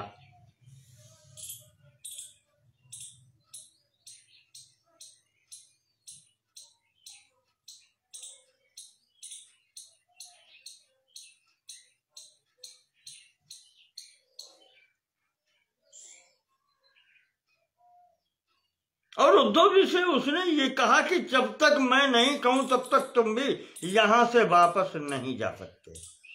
इस प्रकार से उसने कह करके उद्धव जी को भी वहीं रोक लिया। उद्धव जी ने मना किया कि ऐसा मत करो, पर उसने किया।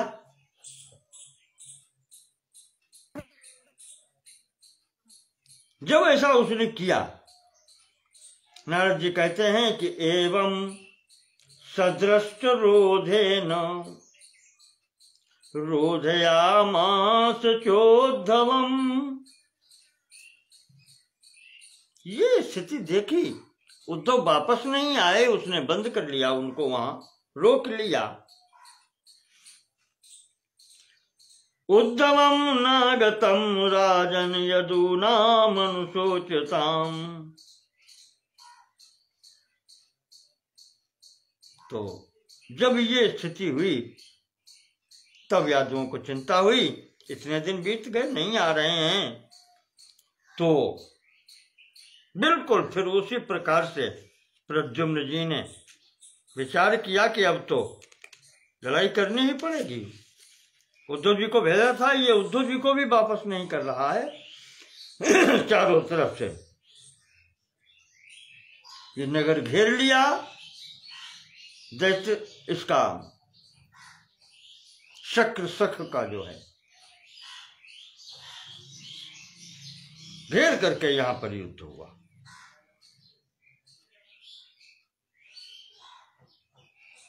यहां पर बलराम जी के भाई थे सारण, वो हाथी पर चढ़ करके आगे आते हैं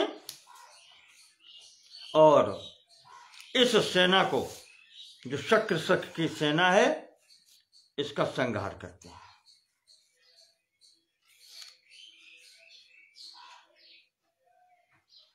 इसका बल देख करके ये सब जितने इसके सेना के वीर भागने लगे। तो सेना जब भागने लगी, तब ये शक्र सख सामने आता है धनुष बाण लेकर के, बाणों का प्रहार अर्जुन पर करता है और समस्त भाइयों पर करता है, अनिरुद्ध पर करता है, प्रद्युम्नादि सांब बाण सब पर बाणों का प्रहार करता है। 2 घड़ी तक ये सब करते रहे।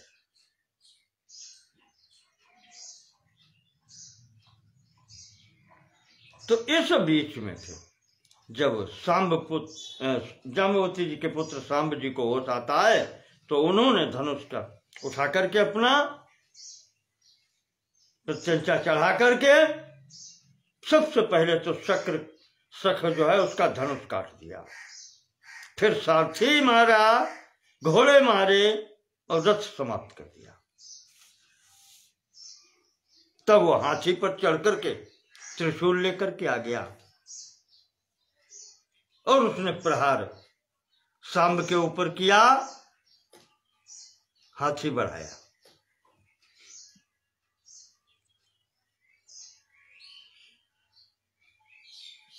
ये सेना अब भागने लगी यादवों की उस हाथी को देख करके। बहुत भयभीत हुई, बहुत विचित्र हाथी है उसका। तो फिर वही बलराम जी के भाई गद अपनी गदा लेकर के आते हैं और गदा से हाथी पर प्रहार करते हैं। तो बस ऐसे ही जब प्रहार किया गदा का गद ने, तो हाथी का कुंभ स्थल फट गया, सिर फट गया, वहीं पर गिरता है।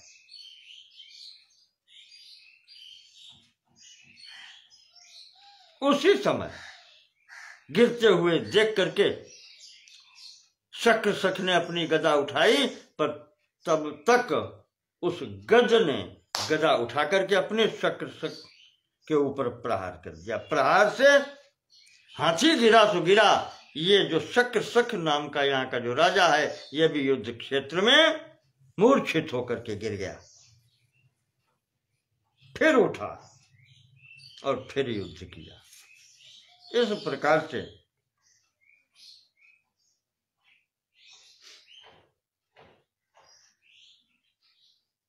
बार बार यहां पर इसने युद्ध किया है, पर जब पार नहीं पाता है तब फिर ये अथ कार्ष्णिम परम ब्रह्म ज्ञात्वा शक्र सखस्त्वरन, तब वो समझता है कि हाँ परमात्मा स्वरूप समक्ष है आज प्रद्युम्न जी के रूप में। तो वो फिर जाकर के स्वसकाशाद बलिम नीत्वा यदूनाम च बलम ययौ, अपने घर से उपहार लेकर के यादव सेना में प्रद्युम्न जी के समक्ष पहुंचता है और उन्हें प्रसन्न करता है। यहां पर इससे भेंट लेकर के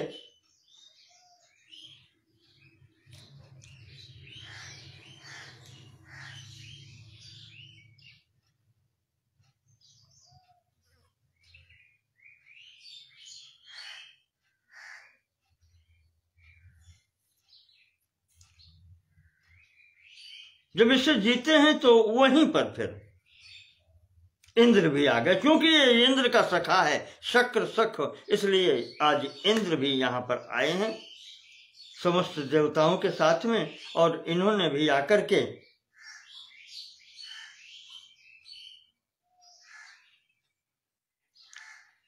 प्रद्युम्न से भेंट की है।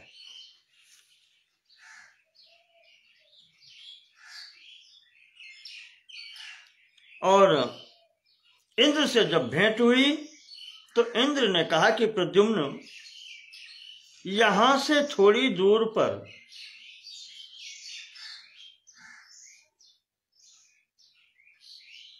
शृणु राजन महाबाहो त्वं परावर वित्तमः। राजन प्रद्युम्न, तुम सब कुछ जानने वाले हो, पर अब सब कुछ क्या हो चुका है और क्या होने वाला है तुम सब जानते हो।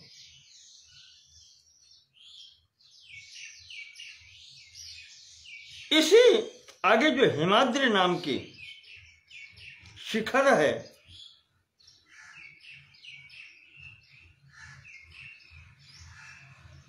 लीलावती नाम पुरी शुभा हेमाद्रि स्थानुषु, उसके पास में लीलावती नाम की एक नगरी है और यहां पर विद्याधरों का राजा, उसका नाम सुकृत है, सुकृति नाम का राजा यहां पर राज्य करता है। उसकी कन्या जिसका नाम सुंदरी है, उसका स्वयंवर हो रहा है। वहां सभी बहुत सुंदर कन्या है, इसलिए उसका नाम सुंदरी है। उसके स्वयंवर में सभी देवता आए हैं, सब दिव्य शरीर वाले हैं, सब लोकपाल आए हैं। पर उसने ये कहा है कि जो मुझे सबसे सुंदर लगेगा मैं विवाह उससे करूंगी। ये उसने अपना रखा है। यम दृष्ट्वा मूर्छिता हम श्याम समय भरता भविष्यति। ये सत्य है उसकी। जिसकी सुंदरता को देख करके मैं मूर्छित हो जाऊं, समय भरता भविष्यति, वो मेरा पति होगा, सर्व सुंदर।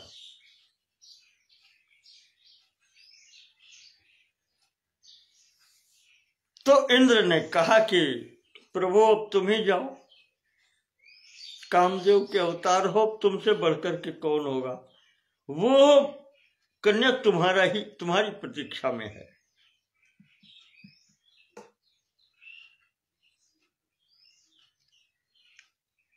तो वहीं चलो तुम, तो स्वयंवर को देखो।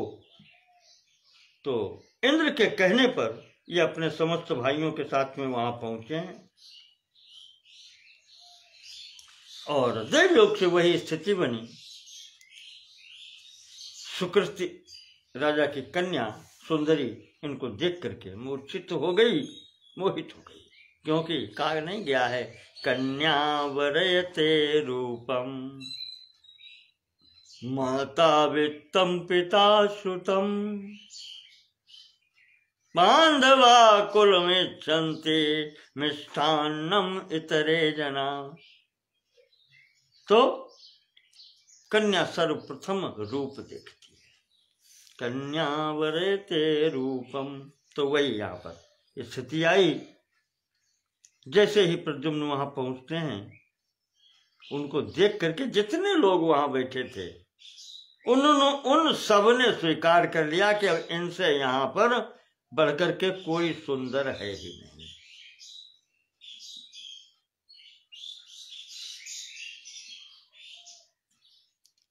वो राजकन्या सुंदरी हाथों में माला लिए हुए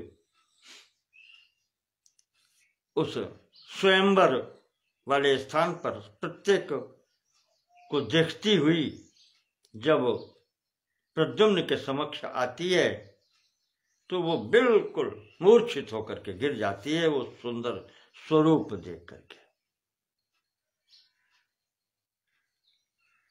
समेत्य मूर्छाम समवाप सुंदरी विद्याधरी सा पुनराप संज्ञाम। वो विद्याधर, सुकृति नाम के विद्याधर की पुत्री विद्याधरी जो है सुंदरी, वो देख करके मूर्छित हो गई।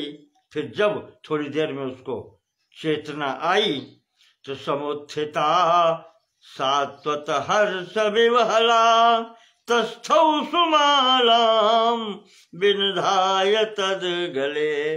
वो माला उसने प्रद्युम्न जी के गले में डाल दी। इस प्रकार से यहां पर जब माला डाल दी गले में, और जो वहां पर और जो राजकुमार या देवगण ये सब आए थे, इन्होंने विद्रोह कर दिया कि मेरे होते हुए इस मनुष्य को कैसे वर्ण किया है। वही है सब, जैसन जस रघुपति चाहें तैसन सो तस होए। वही स्थिति यहां पर हो गई। इन्होंने घेर लिया, यहां युद्ध हो गया।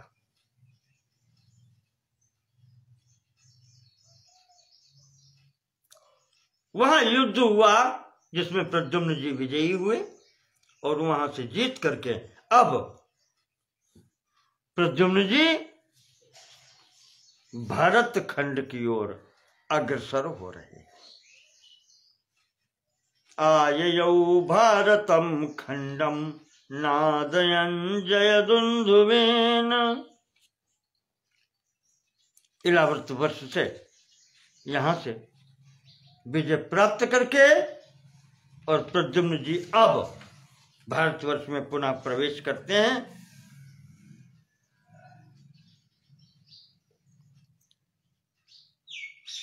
प्रवेश करके अब संपूर्ण जम्बूद्वीप पर विजय हो गई। 9 भागों पर विजय होने के पश्चात में आनर्त देश, जिसको कुशस्थली द्वारिका कहते हैं, वहां पर आए। उग्रसेन जी की सभा में आगे आकर के उद्धव जी निवेदन करते हैं कि प्रद्युम्न दिग्विजय करके आ रहे हैं।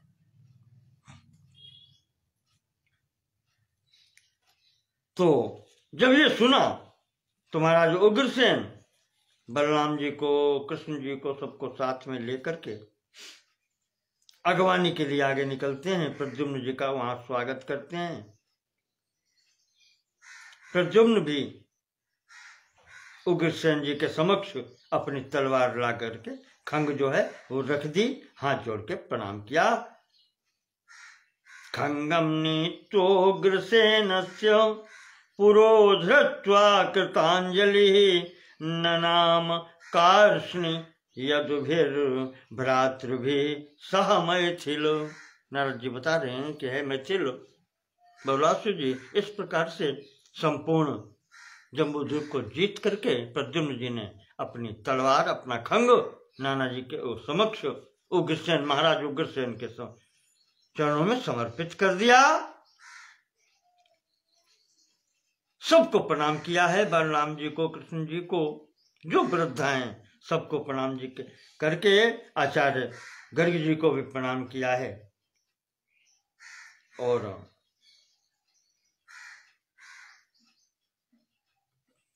ब्राह्मणों ने वेद ध्वनि की, इनका स्वागत सत्कार किया। हाथी पर बिठा करके द्वारिका में प्रवेश कराया गया। इनका सब जगह उत्सव मनाए गए। इस प्रकार से दिग्विजय संपन्न हुई। दिग्विजय संपन्न होने के बाद में उग्रसेन जी का फिर राजसूय यज्ञ कराया गया है। बहुलास तो पूछते हैं कि यज्ञ कैसे हुआ, तो नारद जी बता रहे हैं भगवान कृष्ण की सहायता से कार्य प्रारंभ हुआ। मुहूर्त निकाला गया। गर्ग जी के अनुमति से संबंधियों के पास में निमंत्रण भेजे गए। बंधुभ्या प्रददौ राजन सुहृदोपि निमंत्रयन। सुहृद, बंधु बांधव, इन सब के पास में निमंत्रण भेजे गए। बड़ी भक्ति पूर्वक महाराज उग्रसेन ने ऋषियों को, मुनियों को, ब्राह्मणों को यहाँ पर बुलाया है। सब लोग, परिवार, शिष्य, सबको लेकर के यहाँ पर आए। व्यास जी आए हैं। वेद व्यास सुख साक्षात मैत्रेयोथ पराशरः पैलस्सुमन्तु दुर्वासा वैशंपायन इत्यपि जैमिनि भार्गवो रामो दत्तात्रेयोऽसितो मुनिः अंगिरा वामदेवो अत्रिर्वसिष्ठः कण्व एव च विश्वामित्रः शतानन्दः भरद्वाजोऽथ गौतमः कपिलः सनकाद्याश्च विभाण्डश्च पतंजलिः। ये सब आए हैं ऋषि मुनि। द्रोणः कृपः प्राण विपाकः शाण्डिल्यो मुनिसत्तमः अन्ये च मुनयो राजन् सशिष्याश्च समागता। ये इतने नाम मुख्य मुख्य लोगों के लिए हैं। और इनके अतिरिक्त और भी बहुत से अपने ऋषि, महर्षि, ब्राह्मण अपने शिष्य प्रशिष्यों के साथ में यहाँ पर उपस्थित हुए। समस्त देवता, ब्रह्मा जी महादेव से लेकर के ये सब अपना अपना भाग ग्रहण करने के लिए यहाँ पर आए। पक्षियों के राजा गरुड़ जी भी आए, नागराज वासुकी भी आए, गौरव धारणी पृथ्वी भी आई, सब जितने भी अधिकारी हैं वो सब उग्रसेन जी की यज्ञ में आए। कोई भी ऐसा नहीं बचा है ब्रह्मांड में जो यहाँ पर उपस्थित न हुआ। इस प्रकार से कहते हैं कि जो यहाँ पर यज्ञ कुंड बना था, नारद जी बता रहे, पिंडारक तीर्थ में यज्ञ आरंभ हुई है। यहाँ पर 5 योजन में यज्ञ का विस्तार किया गया है। 1 योजन का ब्रह्मकुंड और 2-2 कोस के यानी आधा योजन के 5 कुंड और बने गए थे। इस प्रकार से यहां पर यज्ञ कुंड बनाए गए थे।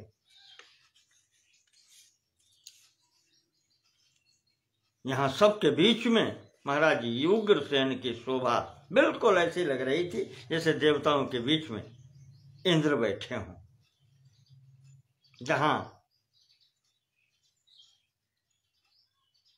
परिपूर्णतम यज्ञावतारः श्री कृष्ण परिपूर्णतमोध्वरे, जहां यज्ञ स्वरूप भगवान श्री कृष्ण विराजमान हो,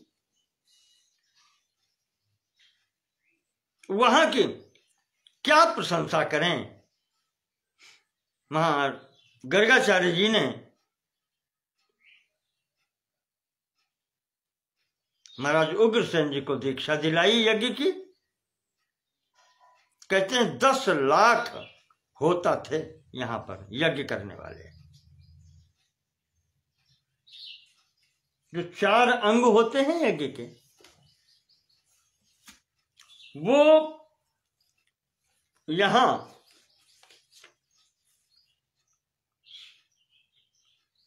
ऋत्विज जो कहलाते हैं,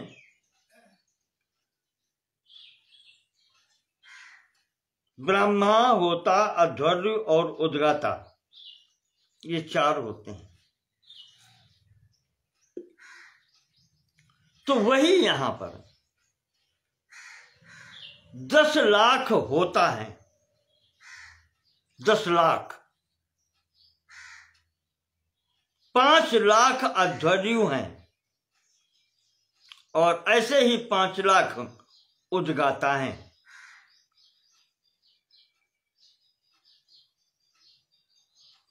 जो यज्ञ हुई है यहां पर, कहते हैं कि धारा बांध के घी चला है आहुति में। हस्त सुंडा समाधारा, जैसे हाथी की सूंड होती है ऐसे इतनी मोटी धाराएं। हस्त सुंडा समाधारा भुक्त्वा यस्य हुतासनः, अग्नि देवता इस धारा को प्राप्त करके, इसको लेकर के कहते हैं उनको अजीर्ण हो गया। अजीर्णम प्राप्त चित्रम विबुध मैथिल, ये यहां पर विचित्रता हुई है कि अग्नि महाराज को अजीर्ण हो गया। तो इस प्रकार से कहते हैं कि भगवत कृपा से भगवान जहां परिपूर्णतम परात्पर भगवान श्री कृष्ण विराजमान है, किस बात की कमी है। कहते हैं चाहे देवता हो, कोई जीव हो, त्रिलोकी में कोई जीव भूखा नहीं रहा उस यज्ञ में।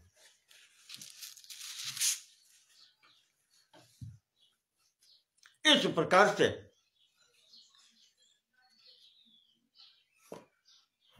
पिंडारक तीर्थ में यज्ञ के अंत में महाराज उग्रसेन ने अपनी रानी जिनका नाम रुचिमती बतलाया गया है। कहीं कहीं सुवर्ण रेखा का नाम आता है, पता नहीं। रुचिमती, रुचिमत्या धर्म पत्न्योग्रसेनो यदुराज बली अद्वरावभृत स्नानम तीर्थे पिंडारके करोत। पत्नी रुचिमती के साथ में पिंडारक तीर्थ में अवभृत स्नान कराया गया यज्ञ की पूर्णता पर। व्यासादिक ऋषि जो भी हैं सब यहाँ पर व्यास वेद सूक्तों का पाठ हुआ। समस्त ब्राह्मणों को यहाँ पर यथोचित और अधिकाधिक दक्षिणा दी गई है। 14 लाख हाथी दान दिए गए, 100 करोड़ घोड़े, सब सुसज्जित आभूषणों से युक्त। कहते हैं कि बिल्कुल वही स्थिति हुई है। विशद भारम सुवर्णानाम ब्राह्मणे ददौ। सुवर्ण नाम विशद भारम, इतना सोना ब्राह्मणों को दिया गया है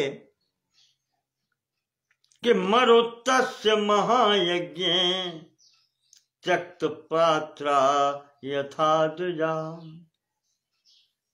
कहते हैं कि जैसे मरुत के यज्ञ में ब्राह्मण सोना छोड़ करके चले गए थे, वही स्थिति यहां पर हो गई। जो ले जा पाए ब्राह्मण वो लेकर के गए, नहीं ले जा पाए वहीं छोड़ दिया। बिल्कुल वही स्थिति महाराज उग्रसेन के यहां हुई है जैसे महाराज मरुत जी के यज्ञ में हुई थी। ब्राह्मण जो ले जा पाए ले पाए, नहीं ले जा पाए वहीं छोड़ गए। इस प्रकार से सब संतुष्ट होकर के यहां से गए हैं। देवता भी संतुष्ट हुए, अपना अपना भाग लेकर के वो स्वर्ग गए। यहाँ बंदी जन और भी जितने भी हैं, जो भी यहाँ पर आया है, इस यज्ञ में सम्मिलित हुआ है, सबका दान मान सत्कार हुआ है विधिवत।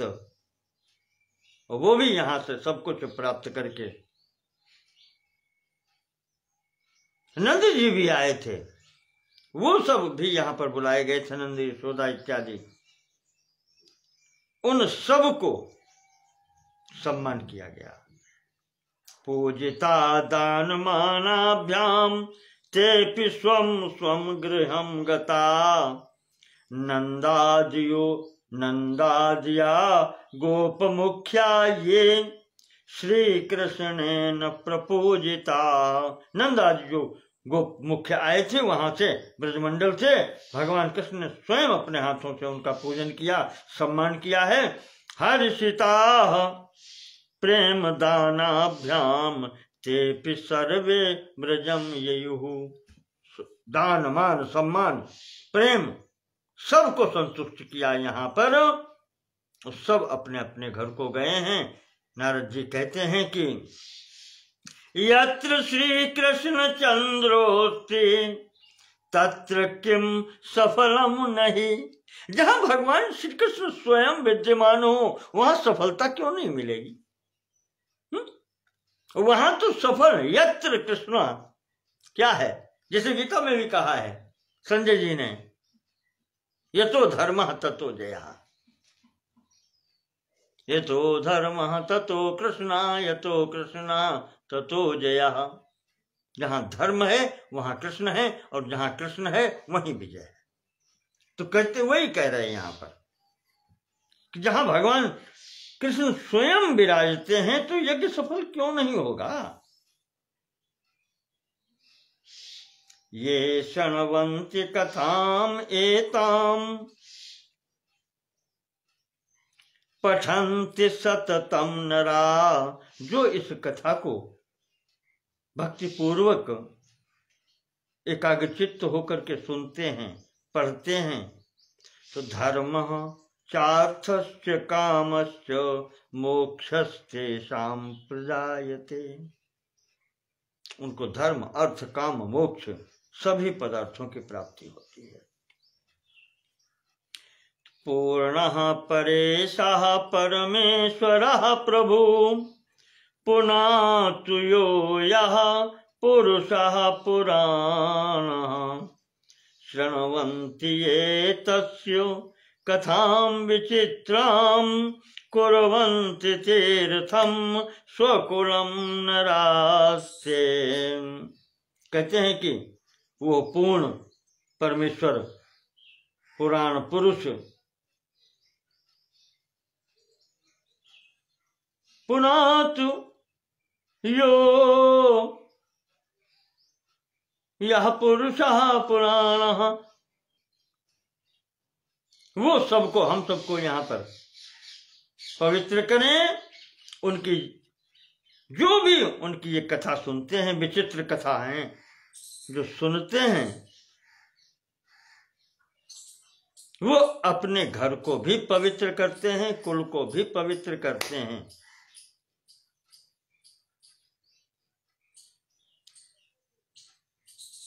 छलेन यज्ञस्य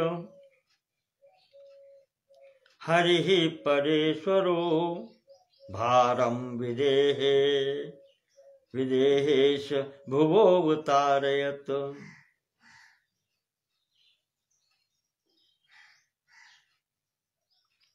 जो भगवान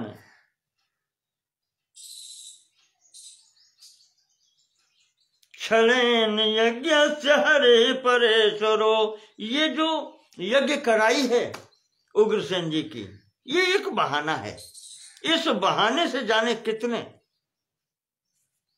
दुष्ट व्यक्तियों का संहार किया है और भुवोऽवतारयत्, पृथ्वी का भार उतारा है यज्ञ के बहाने से।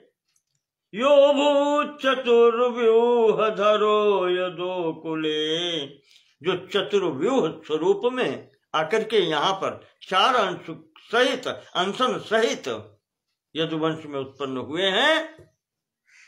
वासुदेव, संकर्षण, प्रद्युम्न, अनिरुद्ध चतुर्व्यूह कहा जाता है। ये चारों अंशों से पूर्ण परात्पर पर ब्रह्म स्वरूप कृष्ण यहाँ उत्पन्न हुए आकर के। तस्मै नमो अनंत गुणाय भूभृते, वो अनंत गुण संपन्न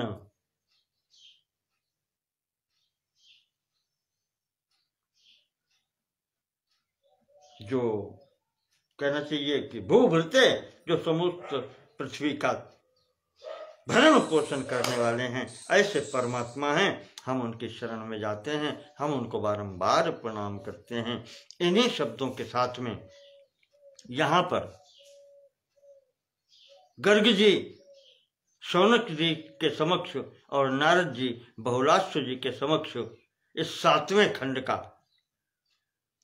खंड को पूर्ण करते हैं। विश्वजित खंड है। इसमें महाराज उग्रसेन के राजसूय यज्ञ की कथा सुनाई गई और उनके सहायक के रूप में जम्बू द्वीप पर जो दिग्विजय भगवान श्री कृष्ण जी के प्रथम पुत्र प्रद्युम्न जी ने की है, उसकी कथा आई है।